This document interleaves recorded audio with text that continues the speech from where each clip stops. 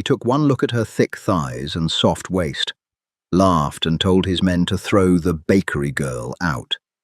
3 seconds later, his 6'4" lead enforcer was choking on his own blood, and the boss realized he hadn't just met a woman. He'd met his match. The rain in the city didn't fall. It spat. It lashed against the floor-to-ceiling windows of the penthouse office, distorting the neon lights of the skyline into smeared, bleeding streaks of red and gold. Inside, the climate control kept the air at a precise, chilling 68 degrees. It smelled of ozone old scotch and the distinct metallic scent of cold power. Arthur Reed sat behind a desk carved from a single slab of obsidian. He was 32, ran the largest Korean syndicate on the western seaboard, and hadn't slept more than 4 hours a night since he was 19. He operated under a Western name to grease the wheels of his legitimate shipping enterprises, but the men who bled for him knew the bloodline. They knew the ruthless efficiency that ran in his veins. He didn't have time for mistakes. He certainly didn't have time for jokes, and yet, looking at the woman standing on his imported Persian rug, he felt like someone was playing one. Maya Brooks stood perfectly still. Her dark skin caught the low light of the office, glowing with a faint sheen of dampness from the storm outside. Her thick, natural hair was pulled back tightly into a severe bun at the nape of her neck. She wore a tailored black tactical jacket that couldn't hide the slope of her shoulders, the fullness of her chest, or the wide, solid flare of her hips. Her thighs pressed tight against the fabric of her utility trousers. She was heavy, soft in the places Arthur expected his personnel to be hardened. Arthur leaned back. The leather of his chair barely creaked. He picked up the manila folder on his desk, her file. He didn't open it. He just tapped the corner against the obsidian surface. Tap, tap, tap. "I asked the agency for a shadow," Arthur said. His voice was a low, gravelly rasp, worn down by cigars and shouting orders over the roar of shipping docks. "I told them I needed a phantom, someone who can blend into the background at a gala, take a bullet for my younger brother, and break a man's neck in the coat room without spilling their drink." Maya didn't blink. "I read the contract parameters, Mr. Reed. I exceed them." Her voice was smooth, too calm. It irritated him. He was used to people sweating when they stood on that rug. He was used to the subtle tremors in their hands. Maya's hands were clasped loosely behind her back, rooted, like an old oak tree that didn't give a damn about the wind. "You exceed them," Arthur repeated. He let a dry, humorless laugh escape his chest.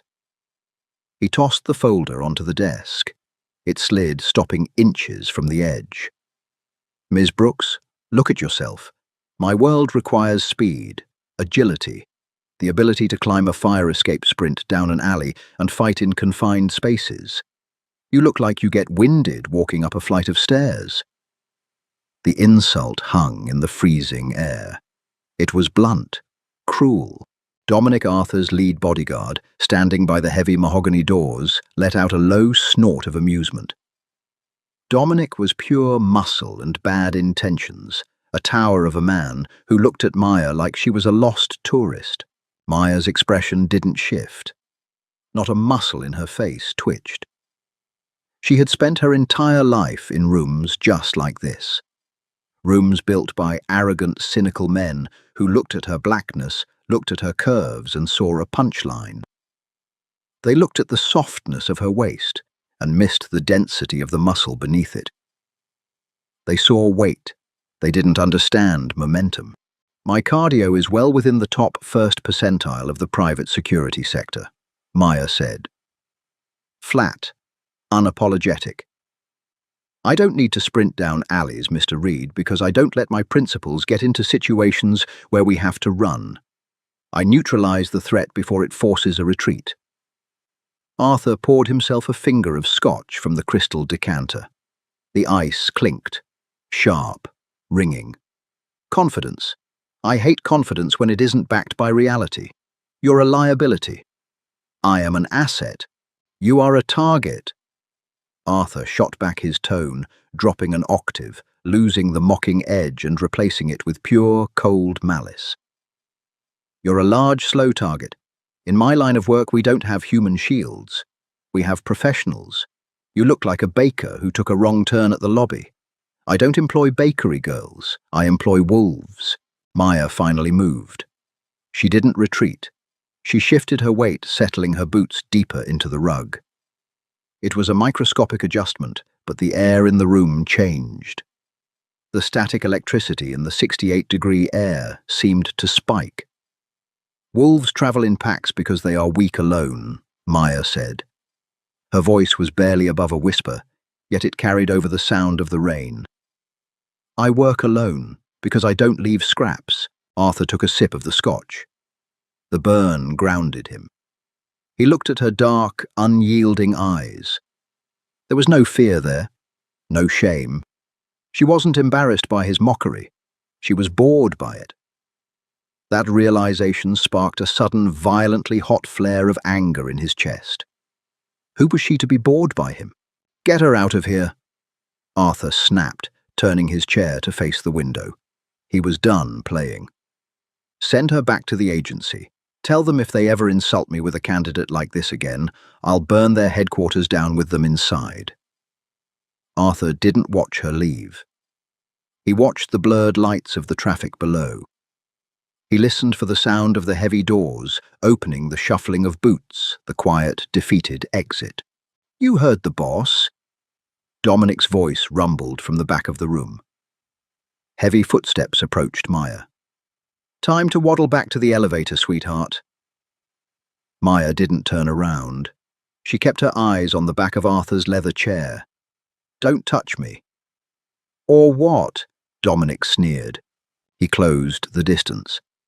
Dominic was a brawler, heavy-handed, relied on his 6'4" frame and pure mass to intimidate. He reached out with a massive hand, his thick fingers curling, aiming to grab Maya violently by the shoulder and spin her toward the door. Arthur watched the reflection in the glass window. He saw Dominic reach. Then the world seemed to violently fast forward. Second one. Dominic's fingers brushed the fabric of Maya's jacket. Maya didn't pull away. She leaned into the touch, stepping back with her right foot to instantly close the gap. Her left arm shot up, parrying Dominic's massive arm, outward, exposing his center. In the same fluid motion, the heel of her right hand struck out like a piston, burying itself directly into the soft hollow of Dominic's throat. It wasn't a push. It was a concentrated, brutal impact. Second two. Dominic choked. His eyes bulged. His brain short-circuiting as his airway crushed inward. His hands instinctively flew to his neck. He was off balance, his 240 pounds of muscle suddenly useless. Maya didn't stop. She didn't hesitate. She grabbed his heavy suit lapels, dropping her center of gravity, utilizing every single ounce of that weight Arthur had just mocked. She pivoted her hips, dug her boot into the side of Dominic's knee, and pulled. Second three. Physics took over. Dominic's leg buckled with a sickening pop. Maya's weight acted as a flawless counterbalance. She threw him over her hip. The giant of a man slammed into the solid floor with a catastrophic thud that rattled the Scotch glass on Arthur's desk. Before Dominic could even process the pain radiating from his knee, Maya's boot was planted squarely on his sternum, pinning him to the floor. Her hand hovered casually over the grip of the concealed weapon at her hip. Silence. The only sound in the room was the rain against the glass and the wet, ragged, desperate wheezing coming from Dominic's crushed windpipe. He was thrashing on the floor, clawing at his throat, completely incapacitated. Arthur's chair slowly swiveled around. The glass of scotch in his hand was tilted, a few amber drops spilling over his knuckles onto the floor. He didn't notice. His dark eyes were wide, locked onto the scene in the center of the room. Maya stood over the writhing bodyguard. She wasn't breathing hard. Her hair was still perfectly slicked back. Her clothes weren't even wrinkled. She slowly lifted her boot off Dominic's chest, taking one calculated step back, letting the man choke and spit blood onto the Persian rug. She looked up at Arthur. The cynical boredom was gone from her expression. In its place was a sharp, dangerous clarity. He telegraphed the grab. His footwork was sloppy. He relies entirely on intimidation rather than technique. Maya analyzed her voice, echoing in the dead quiet of the room. She looked down at the bleeding man, then back up to the Mafia boss. If I had a blade, he would be bleeding out from his carotid artery right now. If I had intent, his neck would be broken. As it stands, he has a bruised trachea and a torn meniscus. He will need ice. Arthur slowly set his glass down. The sharp clink sounded like a gunshot. His heart was hammering against his ribs. It wasn't fear. It was something entirely different. It was an electric humming realization. He stared at her thick thighs, the ones that had anchored her to the ground, and provided the leverage to upend a giant. He stared at her soft waist, the core that had twisted with enough torque to snap a man's leg. It wasn't dead weight. It was an engine. Arthur stood up. He walked slowly around the obsidian desk, his polished shoes, stepping over Dominic's groaning body without a second glance. He stopped 2 feet in front of Maya. Up close, he had to tilt his chin slightly to maintain eye contact. He was breathing faster now. The mockery that had coated his tongue just minutes ago had evaporated, replaced by an intense, almost obsessive focus. He looked at her dark eyes, searching for a flicker of adrenaline, a hint of a boast. There was nothing, just a professional waiting for an answer. 3 seconds, Arthur whispered. 2.8. Maya corrected him, her voice perfectly level.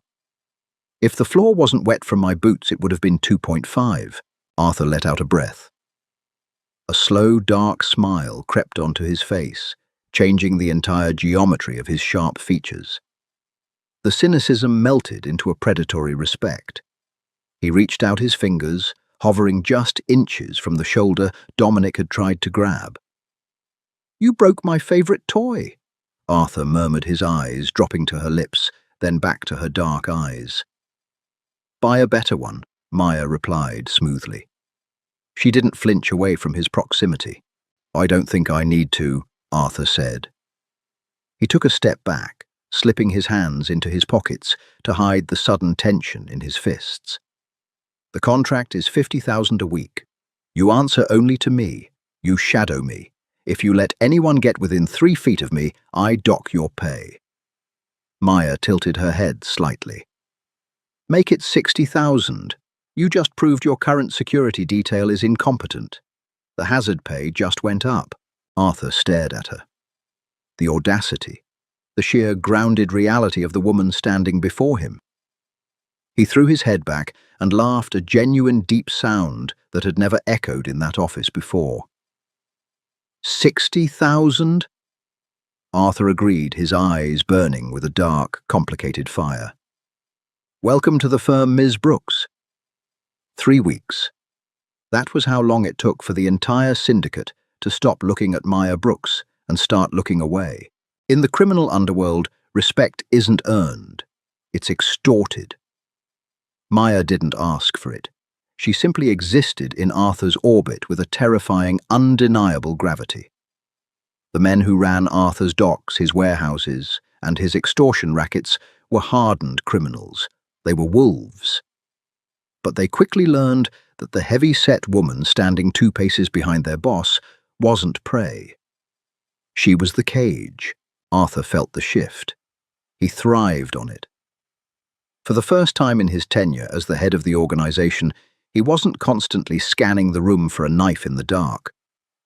Maya did it for him. It was a Tuesday evening deep inside the VIP room of a subterranean steakhouse that Arthur used for neutral ground negotiations. The air was thick with the smell of charred ribeye red wine and the acrid smoke of Declan Gallagher's cheap cigars. Declan ran the Irish factions on the south side. He was a volatile, red-faced man who confused volume with authority. Arthur sat at the head of the heavy oak table. Maya stood perfectly still behind his right shoulder. She wore a dark, tailored suit that allowed for a full range of motion, her thick, natural hair pinned back into its usual severe style. Her hands were clasped loosely in front of her. She looked entirely relaxed. Declan, on the other hand, was sweating. He had brought 3 enforcers with him, lean, wire-taut men with military tattoos creeping up their necks. They kept throwing sideways glances at Maya. One of them, a sniper who went by the name Hayes, openly smirked. He saw the width of her hips, the heavy line of her thighs beneath the slacks, and clearly categorized her as a diversity hire. A joke. Arthur saw the smirk. A cold spike of irritation lodged in his chest. It surprised him. He didn't care what other men thought, yet he felt a sudden violent urge to have Maya break Hayes's jaw just to watch the smirk turn to a bloody gargle. "The docks are mine, Arthur," Declan spat, slamming a meaty fist onto the table. The wine in Arthur's glass trembled. "We agreed on a 60-40 split on the import shipments. You've been choking my supply lines for a month." "I haven't choked anything, Declan," Arthur said, smoothly leaning back in his chair. "Your men are getting sloppy, missing pickups, leaving a paper trail. I secured the cargo to protect us both." "Bullshit," Declan roared, kicking his chair back. He stood up, leaning heavily over the table, his face inches from Arthur's. In a fraction of a second, Declan's 3 enforcers stepped forward, closing the perimeter. The tension in the room snapped tight, ringing like a wire. Arthur didn't flinch. He didn't need to. Before Hayes or the other 2 men could clear their holsters, the heavy, deafening sound of a reinforced steel boot heel cracking against the hardwood floor echoed through the room. Crack. It was a single, authoritative sound. Maya hadn't drawn her weapon. She hadn't yelled. She had simply taken 1 step forward, placing herself directly between Arthur and the closest enforcer. She dropped her center of gravity, squaring her broad shoulders. Her dark eyes locked onto Hayes. Dead, empty, and waiting. Hayes froze. The smirk vanished. His hand hovered over his belt, but his brain screamed at him to stop. There was a dense, suffocating violence radiating off the woman standing in front of him. It wasn't the frantic, aggressive energy of a street fighter. It was the calm, cold certainty of an executioner. Maya's sheer mass, her grounded stance, made her look like a concrete pillar in a room full of glass. "Step back," Maya said. 2 words. No inflection, no threat, just an instruction. Declan looked at Maya, then down at Arthur, who was calmly sipping his wine. Arthur's dark eyes met Declan's over the rim of the glass. The Korean boss smiled, a thin, razor-sharp expression that offered absolutely no mercy. "Listen to the lady, Declan," Arthur murmured. "She doesn't repeat herself, and I hate paying the cleaning fee for this room." Declan swallowed hard. The vein in his neck pulsed. He looked at Hayes, giving a sharp, jerky nod. Slowly, the 3 enforcers backed away, their hands clear of their weapons.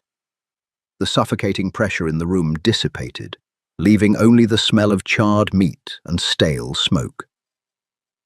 Maya stepped back seamlessly, returning to her position behind Arthur's shoulder.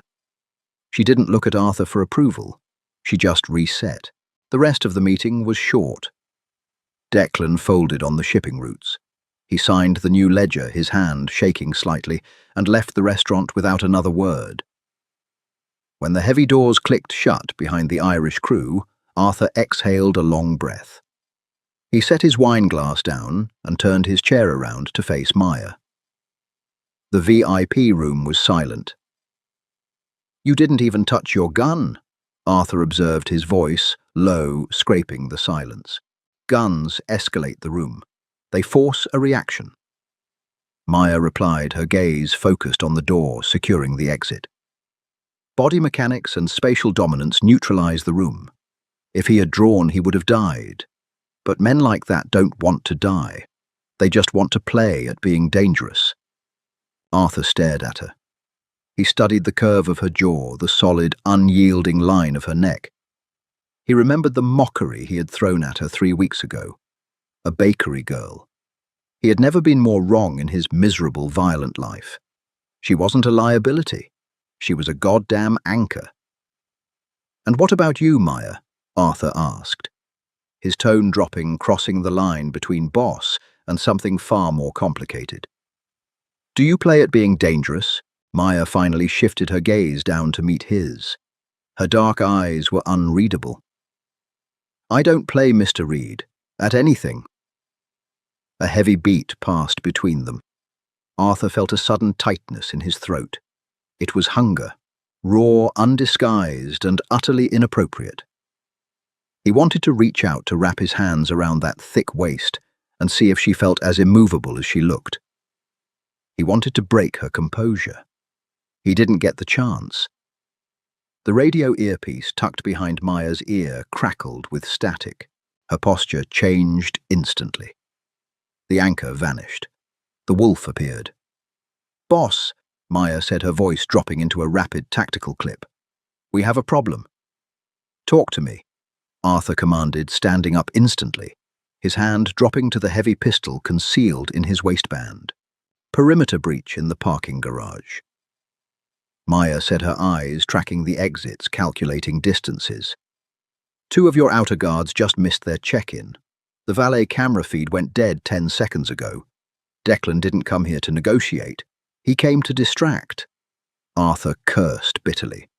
He had underestimated the Irishman's desperation. "We go up, out through the kitchen into the alley," Arthur said, moving towards the rear service door. "No." Maya cut him off, grabbing his bicep. Her grip was iron. It bruised him instantly. "The kitchen is a choke point. If they breach the garage, they have the alley locked down. We go down, deeper into the garage, to the armored transport." Arthur wanted to argue, but he looked into her eyes. There was no panic, just geometry. She had already mapped the battlefield. "Lead," he said. Maya drew her weapon, a customized heavy-frame sidearm. She moved with a shocking, fluid grace, her heavy boots making almost no sound on the carpet. They hit the service stairwell. The air grew colder, smelling of exhaust fumes and damp concrete. They reached the second sub-level. The garage was bathed in the sickly yellow glow of sodium lights. Rows of high-end vehicles sat in silence. Arthur's armored SUV was parked 60 yards away. "Stay on my 6. Maya whispered her back against the concrete wall, peering around the corner. "Move when I move." Arthur nodded, drawing his own weapon. He was a capable shot, a man who had built his empire in blood, but right now he felt like a tourist. They broke from cover. They made it 20 yards before the concrete pillar next to Arthur's head exploded in a shower of grey dust and sparks. The deafening crack of a suppressed rifle echoed off the low ceiling. "Sniper 3 o'clock, elevated," Maya barked. She didn't dive for cover. She pivoted her heavy frame, moving with devastating torque, and fired 3 rapid shots into the darkened stairwell above the ramp. A wet thud followed, and a rifle clattered down the concrete steps. "Move," she ordered. Arthur sprinted. More gunfire erupted, this time from the ground level. 3 men wearing tactical gear stepped out from behind a concrete retaining wall, opening fire with automatic weapons. The air filled with lead. Windows shattered. Car alarms began shrieking in a chaotic symphony of panic. Arthur felt a brutal shove from behind. Maya hit him like a freight train, her solid weight driving him to the greasy concrete floor behind the heavy engine block of a parked Mercedes. Bullets chewed the metal above their heads, raining glass and fiberglass down on their backs. Arthur gasped for air, his ribs aching from the impact. He looked to his left. Maya was already on her knee, leaning out from behind the tire. She didn't spray and pray. She aimed, fired again. Two of the shooters dropped their body armor useless against her armor-piercing rounds. The third shooter realized the distance was closing. He charged, dropping his empty rifle, and pulling a serrated combat knife, lunging around the front of the Mercedes directly at Maya. Arthur raised his gun, but his angle was blocked. The man swung the blade in a brutal downward arc toward Maya's neck. Maya didn't retreat. She stepped into the strike. She used her thick forearm to block the man's wrist bone, clashing against bone with a sickening crack. In the same motion, she grabbed the tactical vest on his chest, dropping her hips. With a guttural roar, she used every ounce of her heavy, powerful frame, pivoting her core and throwing the 200-pound man straight over her shoulder. He hit the concrete so hard his teeth shattered.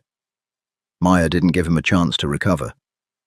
She brought her heavy, steel-toed boot down directly onto his windpipe. A wet crunch echoed under the screaming car alarms. The man stopped moving. Silence descended on the garage, heavy and ringing.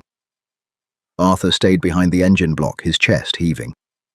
He watched Maya slowly lower her weapon. She scanned the shadows, her breath coming in slow, measured counts. "Clear," she said quietly. Arthur stood up, brushing glass off his suit. He looked at the carnage. 4 dead men. 60 seconds. He looked at Maya. She was standing by the downed man, checking her magazine. Then Arthur saw it. Dark, thick blood was steadily soaking through the black fabric of her tactical jacket right at the bicep. She had taken a hit when she shoved him to the ground. Arthur's stomach plummeted. It wasn't the cynical annoyance of losing a staff member. It was a sharp, jagged terror that he hadn't felt since he was a child on the streets of Seoul. "You're bleeding," Arthur said, his voice cracking, betraying his iron-clad control. He closed the distance between them, ignoring the bodies.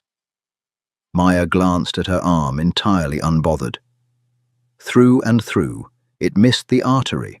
We need to secure the perimeter and extract." "Shut up." Arthur snapped his hands, hovering over the wound, afraid to touch it, afraid to hurt her. "You took a bullet for me." "It's my job, Mr. Reed," she said, looking him dead in the eye. "Arthur." He corrected his voice, dropping into a desperate, furious whisper. The adrenaline was burning away, leaving something raw and exposed in its wake. He reached out carefully, grasping her uninjured shoulder. He felt the solid, undeniable reality of her muscle beneath the jacket. "My name is Arthur." Maya looked at his hand on her shoulder, then up to his eyes. The clinical distance in her gaze finally cracked, revealing a flicker of something dangerously warm. "Arthur," she repeated softly. The sound of his name on her lips felt like a second gunshot. "Get in the car," Arthur commanded, his eyes dropping to her mouth, completely forgetting the dead men bleeding on the concrete around them. "I'm driving." If you loved seeing Maya break down the Mafia boss's defenses, and a few bones, smash that like button and drop a comment letting me know your favorite moment. Don't forget to subscribe and ring the notification bell to catch the next explosive romance story. Who do you want to see Maya take down next? Share this video with a friend who loves fierce, unstoppable heroines, and stay tuned for more dark, action-packed drama. See you in the next one.